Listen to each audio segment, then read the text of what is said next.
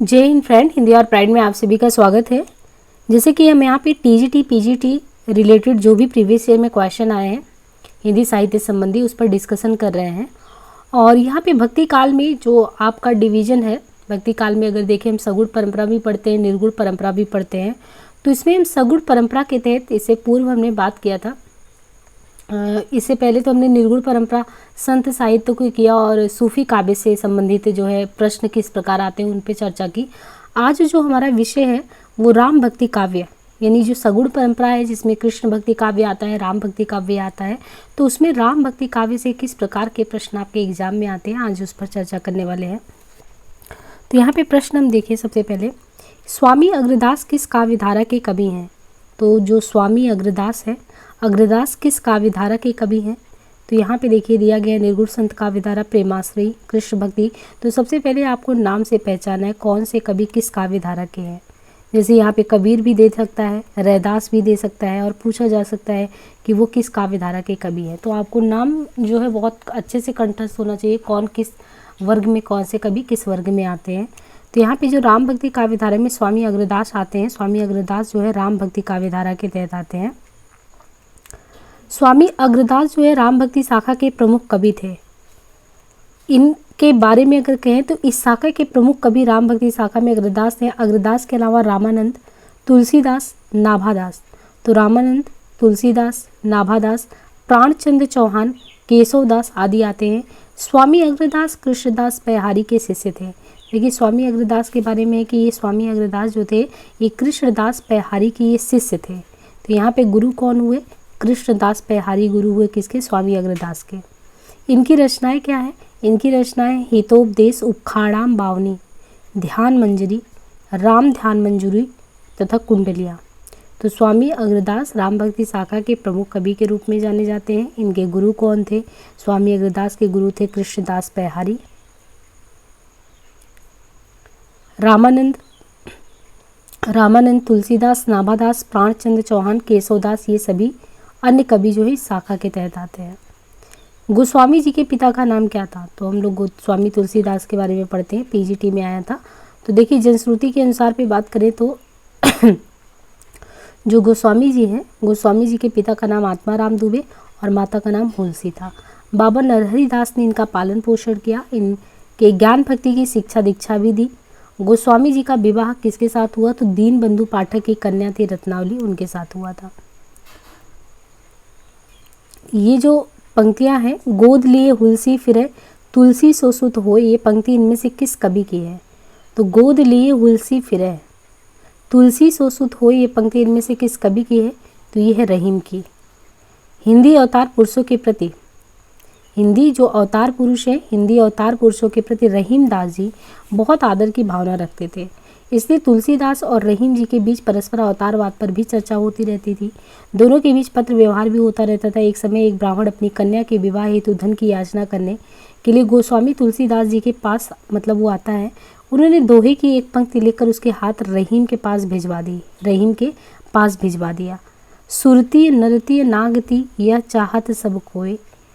अब देखिए यहाँ पे हिंदू अवतार पुरुषों के प्रति रहीम दास जी बहुत ही आदर की भावना रखते थे। यहाँ पे देखिए एक एकता दिखाई देता है। हिंदू अवतार जो पुरुष है उनके प्रति रहीम दास जी का बहुत आदर सम्मान था। और ये इस चीज़ में दिखता है जब पत्राचार तुलसीदास और रहीम दास के बीच होता है परस्पर अवतारवाद पे लेके, लेकिन पत्र व्यवहार होता है। लेकिन एक समय तब आता है जब एक ब्राह्मण अपनी कन्या के विवाह के लिए धन की याचना करता है तुलसीदास जी के पास।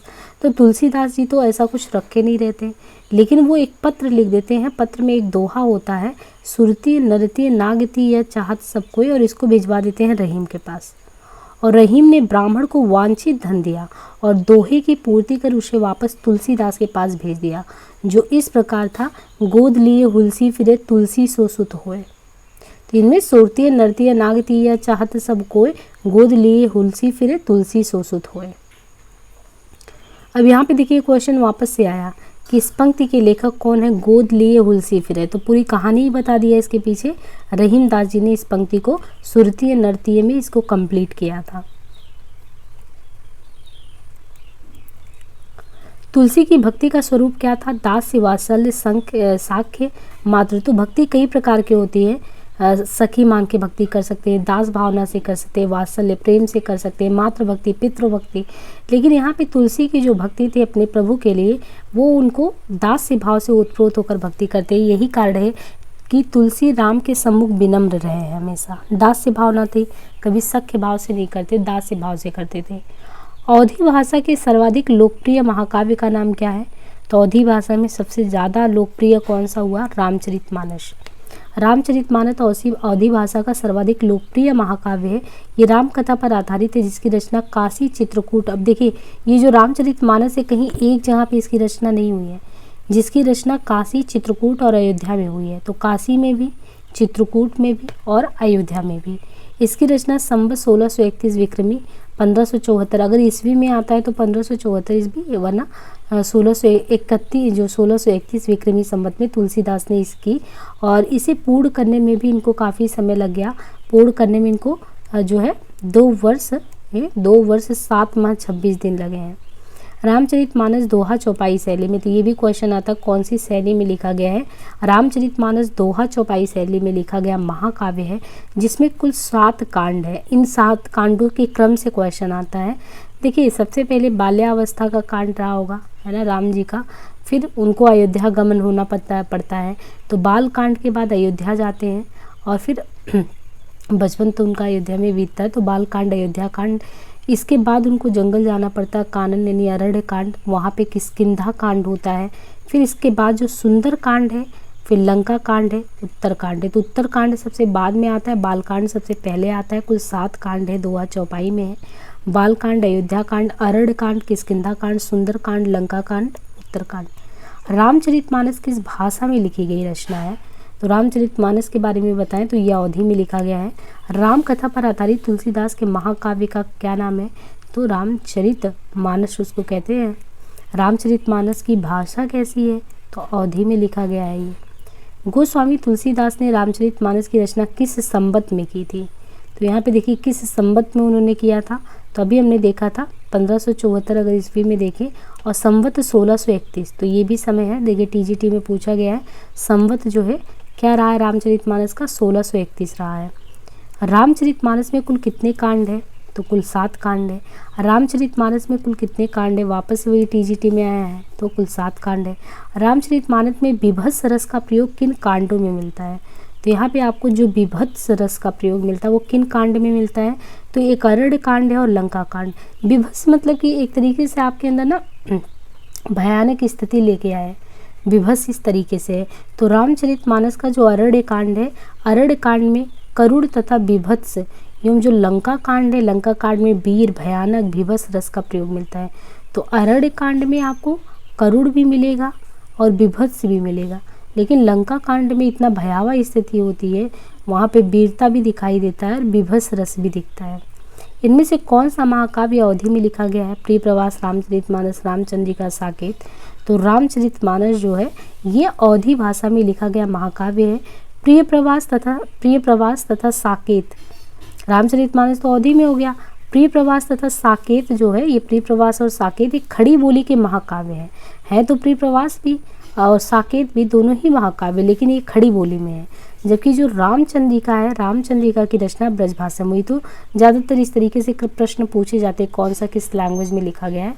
तो रामचरितमानस है, पद्मावत है, ये अवधी में है। प्रिय प्रवास, साकेत, ये सब खड़ी बोली में है। और जो रामचंद्रिका बहुत ही ज़्यादा प्रसिद्ध है, ये ब्रजभाषा में किसका है? ये केशव का।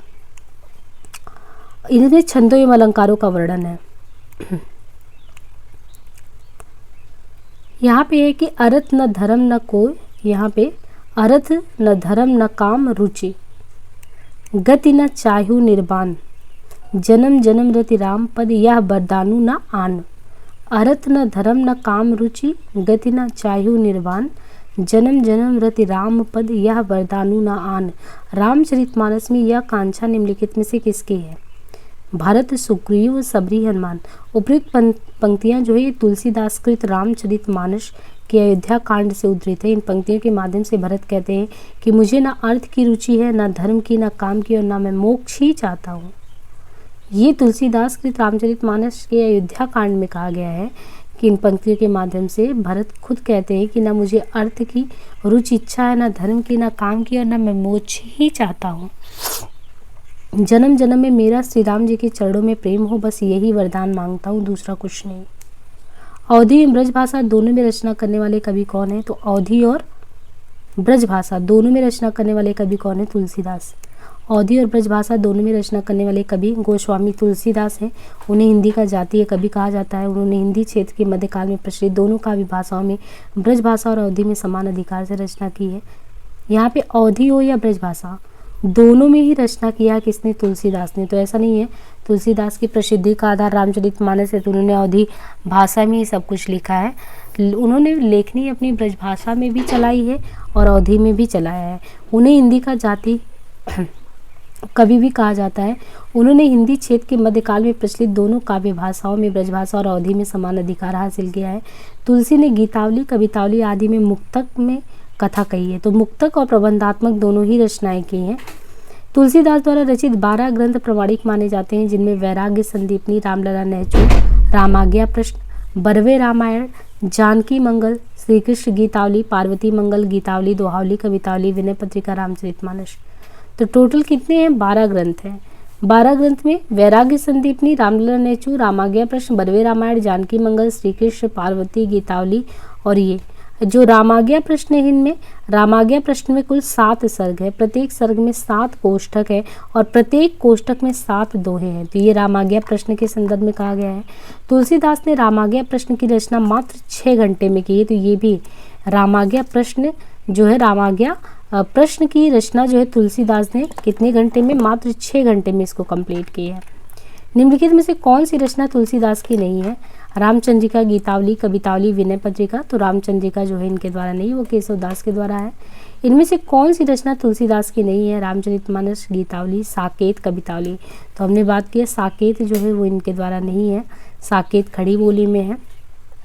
भक्ति काल की किस कवि को जातीय कवि कहा जाता है? तो अभी हमने ऊपर पढ़ा था कि भक्ति काल के किस कवि को जातीय कवि कहा जाता है।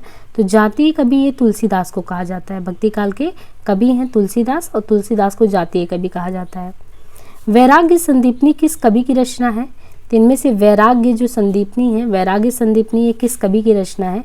वैराग्य संदीपनी की बात करें तो ये तुलसीदास की रचना है। वैराग्य संदीपनी के रचनाकार कौन है? तो वैराग्य संदीपनी के रचनाकार तुलसीदास है।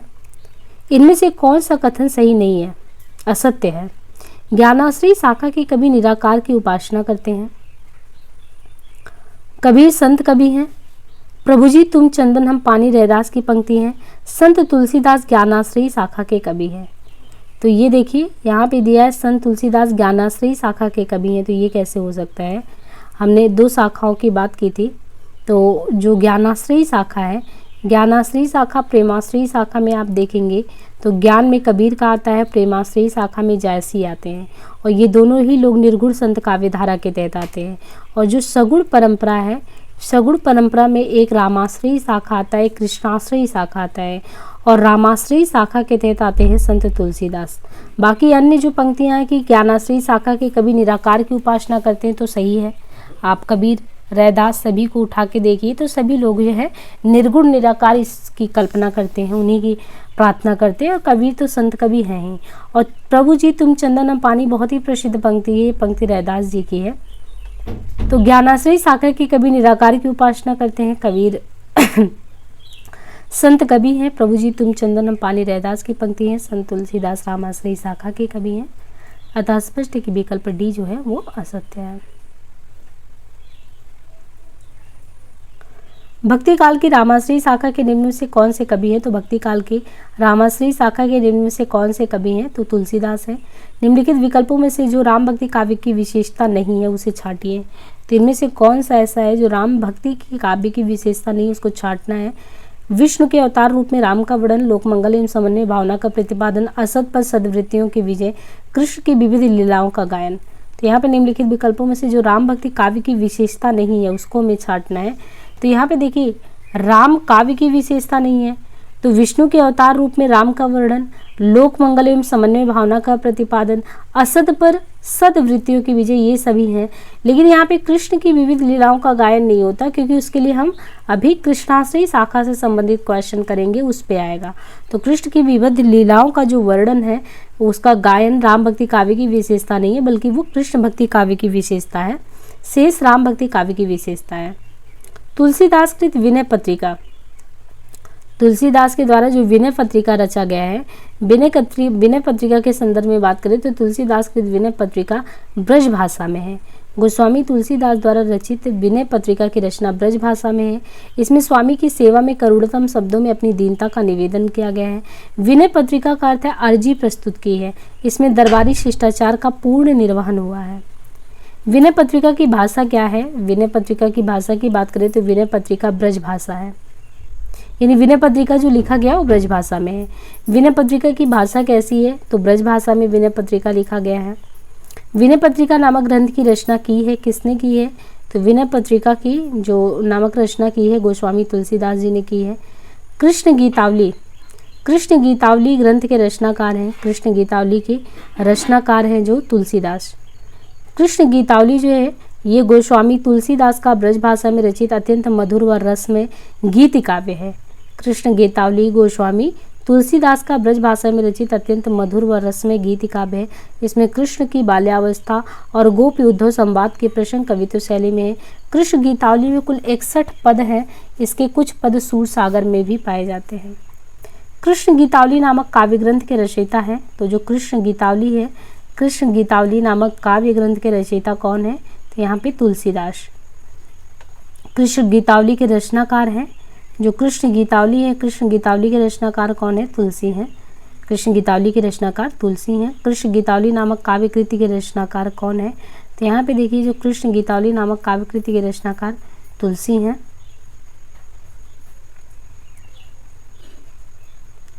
कृष्ण गीतावली नामक काव्य कृति के रचयिता की बात करें तो वो तुलसी हैं। इनमें से कौन सा ग्रंथ तुलसी द्वारा रचित नहीं है? तो कौन सा ऐसा ग्रंथ है जो तुलसी द्वारा रचित नहीं है? तो यहाँ पे जो रस मंजरी है, रस मंजरी जो है ये नंददास की रचना है। रस मंजरी नंददास की रचना है। ये नायिका भेद की पुस्तक है जो भानुदत्त की रास मंजरी के आधार पर रचित है। शेष रचनाएं तुलसीदास द्वारा रचित है। तो रस मंजरी नंददास की रचना है। ये नायिका भेद की पुस्तक है जो भानुदत्त की रस मंजरी के आधार पर रचित है। शेष रचनाएं तुलसीदास द्वारा रचित है। तुलसीदास जी ने भी भ्रमर गीत परंपरा के तहत भ्रमर गीत की रचना की है जो संकलित है। तो तुलसीदास ने जो भी भ्रमर गीत परंपरा के तहत भ्रमर गीत की रचना की है जो संकलित है, वो किस में संकलित है? कैसे? वो कृष्ण गीतावली में। तुलसीदास जी की समस्त रचनाओं में जो है, तुलसीदास जी की समस्त रचनाओं में कृष्ण विषयक केवल एक रचना कृष्ण गीतावली ही उपलब्ध होती है। जिस प्रकार इनके द्वारा रचित गीतावली में राम संबंधी पद संग्रहित है, उसी प्रकार कृष्ण गीतावली में कृष्ण संबंधी 61 पद संग्रहित है। इन पदों में कृष्ण की बाल लीला एवं भ्रमर गीत प्रसंग का विशेष रूप से उल्लेख मिलता है। कृष्ण गीतावली के भ्रमर गीत संबंधी पदों में भ्रमर का स्पष्ट उल्लेख न होकर उद्धव के लिए मधुकर, मधुप आदि शब्दों का प्रयोग किया गया है। इन पदों में गोपियों के मर्यादा खंडित रूप का परिचय दिया गया है। मर्यादा मंडित कि कैसे वो मर्यादापूर्ण व्यवहार करती हैं। सूर की गोपियों की सी प्रगल्भता के दर्शन तुलसी की गोपियों में नहीं होते हैं। जैसे सूरदास की गोपियों की प्रगल्भता जो होती है, वैसा दर्शन आपको तुलसी की गोपियों में नहीं मिलता। और नंददास की गोपियों के समान वाक पटुता, वो इस तरीके से बात करती हैं और बहुत तर्कशील होती हैं, वो भी आपको तुलसी वाले में नहीं मिलता। इनमें आद्यांत यानी शुरू से लेकर अंत तक भावुकता मिलेगी, दीनता मिलेगी, विनयशीलता, झिझक और शालीनता के दर्शन होंगे। वे सरल स्वभाव की विश्वासमयी भक्त नारियां हैं। इनमें प्रेम, लक्षणा, भक्ति के प्रति दृढ़ आस्था एवं विश्वास है। उनका एकमात्र लक्ष्य अपने प्रियतम का साक्षात्कार है। भक्ति काल की किस कवि ने संस्कृत को छोड़कर भी संस्कृत की शास्त्रीय परंपरा का निर्वहन किया है? तो भक्ति काल के कौन से ऐसे कवि हैं जिन्होंने संस्कृत को छोड़कर भी लेकिन संस्कृत की शास्त्रीय परंपरा का निर्वहन किया है? तो वो ऐसे कवि में है तुलसीदास। तुलसीदास ने अवधि में लेखन के साथ संस्कृत की परंपरा को अक्षुण्ण रखा। तुलसीदास ने अपने काव्य में छंद का समुचित निर्वाह किया है। गीतावली के बारे में बात करें तो जो गीतावली रचना है ये मुक्तक काव्य है, प्रबंध काव्य, आतुकांत काव्य, इनमें से कोई नहीं है। तो ये गीतावली जो है ये मुक्तक काव्य है। गीतावली गोस्वामी तुलसीदास द्वारा रचित मुक्तक काव्य है। तुलसी जिस प्रकार ब्रज भाषा और अवधी दोनों भाषाओं पर समान अधिकार रखते हैं, उसी प्रकार प्रबंध और मुक्तक दोनों की रचना में भी कुशल है। गोस्वामी तुलसीदास ने गीतावली और कवितावली आदि में मुक्तक कथा कही है। रामचरितमानस का ज्ञान दीपक प्रसंग किस कांड में वर्णित है? तो जो रामचरितमानस इसका ज्ञान दीपक प्रसंग किस कांड में वर्णित है? तो ये उत्तरकांड में है। गोस्वामी तुलसीदास जी ने उत्तरकांड में श्री राम वशिष्ठ संवाद, उत्तरकांड में तुलसीदास जी के द्वारा श्री राम वशिष्ठ संवाद, नारद जी का अयोध्या आकर रामचंद्र जी की स्तुति करना, शिव पार्वती संवाद, गरुड़ मोह अथवा गरुड़ जी का काकभूषुंडी जी से राम कथा एवं राम महिमा सुनना, काकभूषुंडी जी के पूर्व जन्म की कथा, ज्ञान भक्ति निरूपण, ज्ञान दीपक और भक्त की महान महिमा, गरुड़ के 7 प्रश्न और काकभूषुंडी जी के उत्तर आदि विषयों का विस्तृत वर्णन आपको तुलसीदास जी के उत्तरकांड में मिलता है। रामचरितमानस से किस संवाद का संबंध नहीं है? शिव पार्वती संवाद, राम सीता संवाद, काकभूषुंडी गरुड़ संवाद, याज्ञवल्क्य भारद्वाज संवाद। तो इसमें अगर देखें तो जो रामचरितमानस का संबंध विकल्प में दिए गए सभी संवादों से, यानी जब हम रामचरितमानस को देखते हैं, पढ़ते हैं, समझते हैं तो उसमें आपको काकभूषुंडी गरुड़ संवाद भी मिलता है, याज्ञवल्क्य भारद्वाज संवाद, राम सीता संवाद, शिव पार्वती संवाद, ये सभी ही मिलता है। नीचे 2 वाक्य दिए गए, इनमें से एक को कथन मानना है, दूसरे को कारण और सही करना है। तो यहाँ पे हम प्रश्न देखते हैं कि राम काव्य का प्रतिपाद्य विषय धार्मिक और भक्ति प्रधान है। राम काव्य का विषय जो प्रतिपाद्य है, तो राम काव्य का प्रतिपाद्य विषय धार्मिक और भक्ति प्रधान है, इसलिए कवियों ने भगवान राम की प्रतिष्ठा में संस्कृत शब्दावलियों को ज़्यादा स्वीकार किया है। जो राम काव्य उसका प्रतिपाद्य विषय धार्मिक और भक्ति प्रधान है, इसलिए कवियों ने भगवान राम की प्रतिष्ठा में संस्कृत शब्दावली को ज़्यादा स्वीकार किया है। जहाँ धर्म और दर्शन का प्रसंग हो तथा उच्च काव्य सौष्ठव दिखाना हो, वहाँ तत्सम की प्रधानता जो है वो स्वाभाविक होती है। मतलब ये भी कह रहे हैं कि जहाँ पे धर्म और दर्शन की बात करनी हो, उच्च काव्य का कि काव्य बहुत ही उच्च श्रेणी का ये दिखाना हो, तो वहाँ पे हमें क्लिष्टता से भरपूर तद्भव शब्दों के स्थान पे हमें तत्सम प्रयोग करना चाहिए, ऐसा कह रहे हैं। और इसमें ये पूछा गया कि ए आर दोनों सही है, ए आर की सही व्याख्या है, ए गलत है या आर सही है तथा आर ए की सही व्याख्या नहीं है। तो इस तरीके से तो राम काव्य का प्रतिपाद्य विषय अगर बात करें तो राम काव्य का प्रतिपाद्य विषय धार्मिक एवं भक्ति प्रधान है, इसीलिए कवि ने भगवान राम की प्रतिष्ठा में संस्कृत शब्दावली को ज़्यादा स्वीकार किया है। ये कथन सही नहीं है। जहाँ धर्म और दर्शन का प्रसंग हो तथा उच्च काव्य सौष्ठव दिखाना हो, वहाँ तत्सम की प्रधानता स्वाभाविक है। ये गलत है। पहली बात तो ये गलत है कि राम काम का प्रतिपाद्य है, विषय धार्मिक और भक्ति प्रधान है, इसलिए हमें भगवान की राम की प्रतिष्ठा को उजागर करना है, तो वहाँ पे हमको संस्कृत शब्दावलियों को प्रयोग में लाना, ये कथन सही नहीं है। दूसरा सही है, जहाँ पे धर्म और दर्शन की बात हो वहाँ पे उच्च काव्य सौष्ठव दिखाना, वहाँ पे आप तत्सम की प्रधानता प्रयोग कर सकते हैं, वो स्वाभाविक है। तो दूसरा सही है और ए सही की व्याख्या आर नहीं है।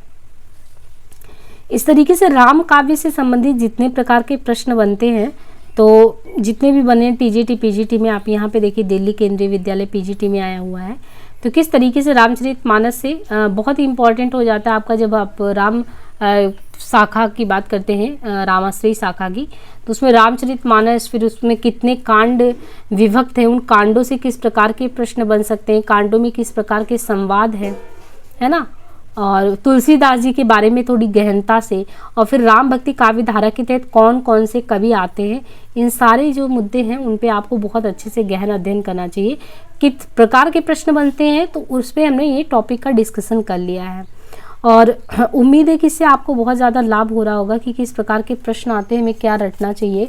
और एक चीज़ आप लोगों से और कहेंगे कि जल्दी ही सरस्वती पांडे वाला जो सीरीज कंटिन्यू होगा, तो अभी क्योंकि ये प्रीवियस ईयर का क्वेश्चन का पैटर्न जब हम विश्लेषित कर लेते हैं ना, तो बहुत कुछ आइडिया हो जाता है हमको जोर किस चीज़ पे देना है।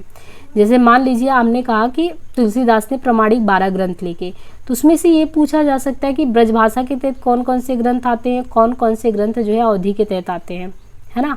और कांडों के बारे में, फिर कांड में संवाद किस प्रकार के आते हैं, तो कुछ इस प्रकार के प्रश्नों का पैटर्न होता है। तो जब हम जो सरस्वती पांडे का है तो वो इस तरीके से कि आपको जैसे वन लाइनर फैक्चुअल डेटा को कलेक्ट करने वाला किताब, बट अगर आप बहुत अच्छे से उसको करते हैं और कोई अच्छे से समझाता है तो डेफिनेटली आपको बहुत ही ज़्यादा उससे मदद मिलने वाला है। तो वो सीरीज़ जल्दी ही कंटिन्यू होगा और बिल्कुल इसी तरीके से हम करेंगे कि चीज़ें आपको बिल्कुल कंठस्थ हो। और आप तब तक के लिए ये है कि आप असिस्टेंट प्रोफेसर वाले प्लेलिस्ट से जो है वो क्वेश्चन को सॉल्व करते रहिए, प्लस यहाँ का भी सॉल्व करिए। और नेट में अपीयर होने वाले हैं तो नेट के हम करीबन 44 सेट जो है वो भी लगवाने वाले हैं, तो उसको भी करिए। जितना मैक्सिमम क्वेश्चन का प्रैक्टिस कर पाएंगे तो उतना ही आप सभी को फ़ायदा होने वाला है। और हिंदी आवर प्राइड करके, हिंदी आवर प्राइड, डिस्क्रिप्शन में लिंक दिया है, ये हमारा टेलीग्राम है, यहाँ से आप ज़रूर कनेक्ट हो, क्योंकि यहाँ पे आपको समय समय से कौन से वीडियो प्रोवाइड किए जा रहे हैं वो मिलेगा, सिलेबस मिलेगा, और जितने भी PDF हैं वो भी यहीं पे प्रोवाइड किए जाते हैं। तो आज के लिए इतना ही, और प्लीज़ लाइक शेयर सब्सक्राइब करना बिल्कुल भी फ्रेंड्स ना भूलें। कीप सपोर्टिंग, है ना, आपका सपोर्ट बना रहेगा, मेरा प्रोत्साहन बढ़ेगा, तो मैं डेफिनेटली अपना और भी 100% देने की कोशिश करूँगी। सो आज के लिए इतना ही, धन्यवाद।